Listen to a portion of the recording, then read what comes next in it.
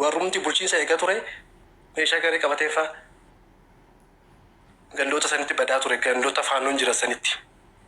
maqaas ragaas itti qabna sobnee nuyi fuuru rabbiin irraa nu gaafatanii sobuu sun barbaannu dhugaa keenya dhabne waan ta'eef jechuudha dhugaa saamamne waan ta'eef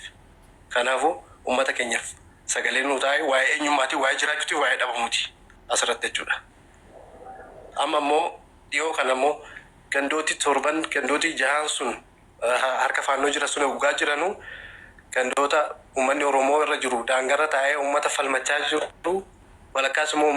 ummata midhaanii fi qe'ee irraa barbadeessitee jirtu faannooni meeshaa gurguddaa magaala godinaa Fiichirraa fi magaala Aanetti Gundoo Masqal kan jedhamtu jirti meeshaa gurguddaadhaan ummata dheeffee mana hin qabne bosona keessa jiru kana bosona keessa illee kan teenye waa baay'ee irratti hojjetamaa jira jechuudha. Suurri argitan kun ummata meeshaa gurguddaa irratti onnee dheefaa mana hin qabne bosonas iddoo ta'an dhabanii meeshaa gurguddaa kanaa dheefficha holqa keessa jiru amma dhugaa dubbachuuf oote. Sila ragaan jalaas ni baha hin argitu. Kanaafuu ummanni darraa waa'een ummata darraa waa'ee jiraachuuti waa'ee dhabamuuti waa'ee lubbuuti. Ummanni Oromoo kunis kan wanti jedhamaa jiru asiin gaafa lolli jabaatee humnaa olti ta'u qaamni mootummaa achi jirus gaafa ummata kana gargaaruu didu waraana bilisummaa Oromoo ummata kana gargaaruuf dhufe jechuudha. Dura hin jiru iddoo san waraanni nutti jiru ummata uffannoo maqaa dhooftan isaa tokkoffaani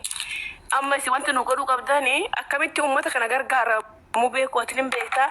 haala itti ummata kana gargaaru haala itti isaan argannu bilbilli isaanii hojjetu torkii hin qabanii kunoo ba'ee ciciisaa jiranii uffata ofirraa hin qabanii nyaata hin qabanii akka isaa itti dubbataa jiran nama gaddisiisaa agartan namni haadha qabu namni viidiyoo kana laalee yookiin suuraa kana laaleen nyaata oduu nyaatiin oolee dhugaa rabbii dubbachuudhaa fi qoonqonna deddeetti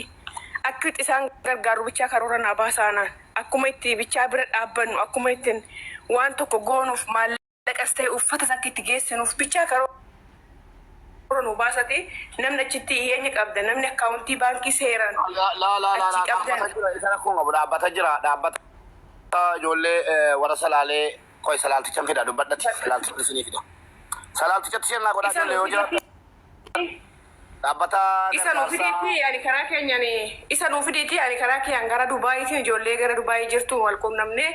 hundi keenya karaa keenyaan nan gargaarsisan nan gargaarasi karaa keenyaan nan gargaara uummanni siin gargaara immoo amma kan barbaachisuun maal akka nyaatanii maal akka uffatanii waan isaan barbaachisu godhuufidha. Har'a agabuun dhumaa jiran laaman bosona keessa ciciisaa jirani kana godhuufi qabna. Irraa haanu kaasan sagalee ta'aa federaa keessa warroonni fooloo gurguddaa qabdan mubee koo galatoomee akkuma mubee kanatti namoonni warroonni ilaalcha qabdan warra asirra teessa fooloo xiqqaan qaba guddaan qaba osoo hin jeen fooloo kuma takkaan dhibba takkaan illee hundi keessan forfaayilii qeeradhaate hundi keessan irraa akka uummata kana bira dhaabbattan uummata miskiina kana bira akka dhaabbattan ijoollee Oromoo mubee koo galatoomee kana jechuu barbaada. Haala gargaarsaa immoo nu mijeessaa adaraa keessan wanti beeknu hin jiru adaraa waluma itti akka itti gargaaruu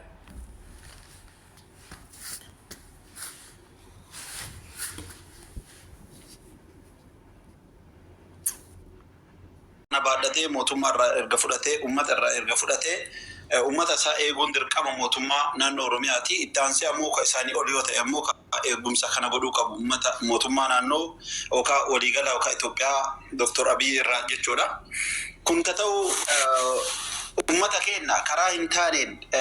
meeshaawwan adda addaa waan jarri ufittiisuu danda'an sibiila qara qabu hunda harkaa guuranii diinni keessaan gurmaa'ee akka nu afaa asiin haasofnu kana duun taane miidiyaawwan irratti illee haa ta'u keessaanis sagalee bahee hedduun keessan ni beektan asiin durallee waan adeemsifamaa ture jechuudha. Keessaan akka wanni biyya keessaa lakkoofsa kan barreessaa waasaappiidhaan haayinaan jeeshee.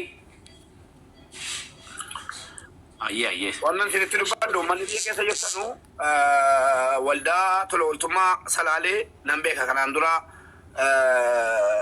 gargaarsa yeroo inni jirtu jirutti goonee gargaarsa sana geessanii achiin nu ga'anii uummannis nu galateeffatee akka qaqqabes nu dubbatee ture. Dhaabbata mootummaan beekudha waan ta'eef wanti rakkisu hin jiru. Kanaaf warri naannoo Finfinnee jirtan yoo uffanni barbaachise wanni tokko barbaachise waanuma qabdan Finfinnee keessa deemnee irraa fuunee bakka hanga hin dandeenya jechuudha. Waan akka uffataa waan tokko konkolaataadhaan Akkam nagaa jirtu nagaa keessanii ijoollee Oromoo nagaa kootti alata rabbii jirra jirtu hordoftoota kabajamtoota ilmaan Oromoo idil addunyaa irratti argamtan ani nagaa kootti jiin keessanii maarreega miidhaan Oromoo akkuma itti fufetti jira dararaan keenya akkuma itti fufetti jira batalay naannoo Shawaa Salaaleetti duutiif ajjechaan bakka akka tussee tokkotti ilaalamaan jiru maaliif akka ta'e hin beeknu akka nurraa dhaabbattan kabajaan isin gaafa nurraa dhaabbadha jireenya ummata mataa isaatiin hojjetatee jiraatu irraa dhaabbadha ummata miskiina fixinaa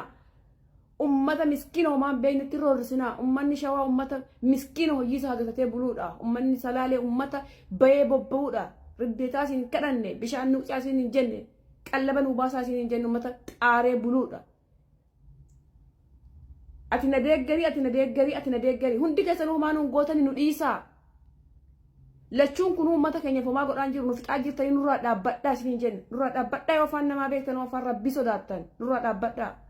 ummanni nagaan bahee nagaan hagalu ummanni hojii isaatti haa bobba'ee nagaan hojjetatee hagalu hojjetatee buluu akka ta'e hiyyeessi dhume haati hiyyeessaa hin bahu tokkicha sii dhabdee ijji sii badee dubartii gudeedaa jirtan qottanii awwaalaa jirtan ulfa garaa baasaa jirtan dhaabbadhaa nurraa nukutaa isin hin jenne nurraa isin hin jenne ofiin baanee jiraanna jechaa jirra nu dhiisaa baanee hojjetan akka namaatti jechaa jirra nu dhiisaa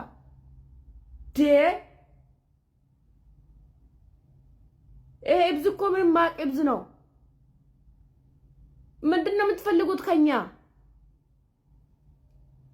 namni tokko bayeetan qotadheetan jiraadha gaafa jee dhiisaa qotatee haa jiraatu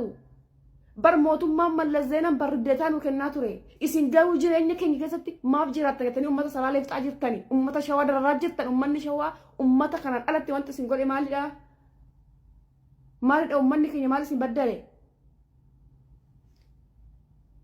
artistiin keenya jiru beekan keenya jiru umaa jirra kan itti wareegamaa jiru Itoophiyaatti Shawaa qofa moo maal isin godhe ummanni Salaalee kan irraan kaafne waraana itti dhaabdan le bayee galaa jira bar qotadheetan nyaataa jira jee isgoos jechaa jira bar naaqicaa isiniin jeeti miti kan qambareetti kadhataa jiru duraan duras amma moo kichuu dhabaa jira tokkicha dhabaa jira durba dhabaa jira ati na deeggarii ati kootu na ta'i homaanuu ngoota isin lachuu nu dhiisaa bakka hin jiraanyan isin lachuu hin barbaannu nuti isin lachuu hin barbaannu bakka atis hin barbaannu bakka ofiin jiraanna hin barbaannu bakka isin lachuu hin barbaadu ummanni koo nagaa barbaada ummanni koo jiraachuu barbaada ummanni koo qotatee buluu barbaada ummanni koo qabbana barbaada ummanni koo dhiisaa ummata keenya bakka irraa nu dhaabbadhaa atis kalaa siin gaa nu fixxaniirtu nu nyaattaniirtu atis nu dhiisi bakka nu dhiisaa nu dhiisa atis homaan gootu atis nu dhiisa homaan fayyaddu isin lachuu homaan fayyaddan kanaafuu ummata Salaaleet irra dhaabbadhaa abdii kooti dhaabbadhaa daraa rabbii dhaabbadhaa nurraa homaan gootan bar homaan gootan isin lachuu homaan gootan diina keenya isin lachuu ija takkaan isin laala diina keenya bakka nu dhiisaa nu dhiisaa